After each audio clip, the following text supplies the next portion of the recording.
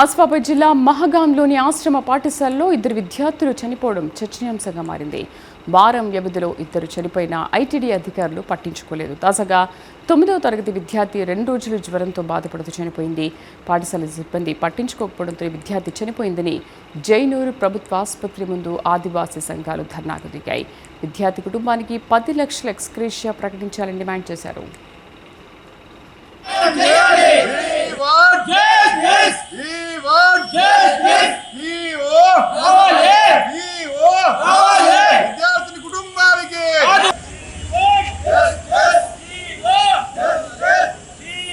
ఆశ్రమ పాఠశాలలో గురుకుల పాఠశాలలో కూడా పౌష్టికాహారాన్ని అందించే పరిస్థితి దౌర్భాగ్య పరిస్థితి ప్రభుత్వానికి ఉన్నది. ముఖ్యంగా గిరిజన సంక్షేమ శాఖ ఐటీడీ ఉట్నూరు ఐటీడీ పిఓ గారు పూర్తి స్థాయిలో ఆశ్రమ గురుకుల పాఠశాలలో పూర్తి స్థాయిలో పర్యవేక్షించాలి. కానీ ఎక్కడ కూడా తిరిగినట్టు సందర్భాలు లేవు, పూర్తి స్థాయి పర్యవేక్షణ లేదు. మరి ఈ ప్రభుత్వం వచ్చి మరి గిరిజన విద్యార్థులు మరి పిట్టలా రాలిపోతున్న మరి ప్రభుత్వానికి ఇంత కూడా కునుకు రావడం లేదు. దీన్ని తీవ్రంగా ఖండిస్తున్నాం.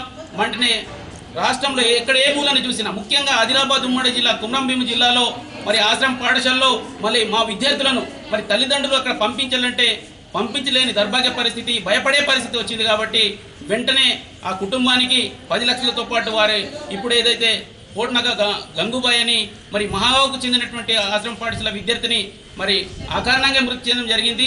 మరి ఆ మృతి కారకులైనటువంటి ఐటీడీ ముఖ్యంగా ఐటీడీ వారే దీనికి బాధ్యత వహించాలి. ప్రభుత్వమే బాధ్యత ఆశ్రమ పాఠశాలలో గురుకుల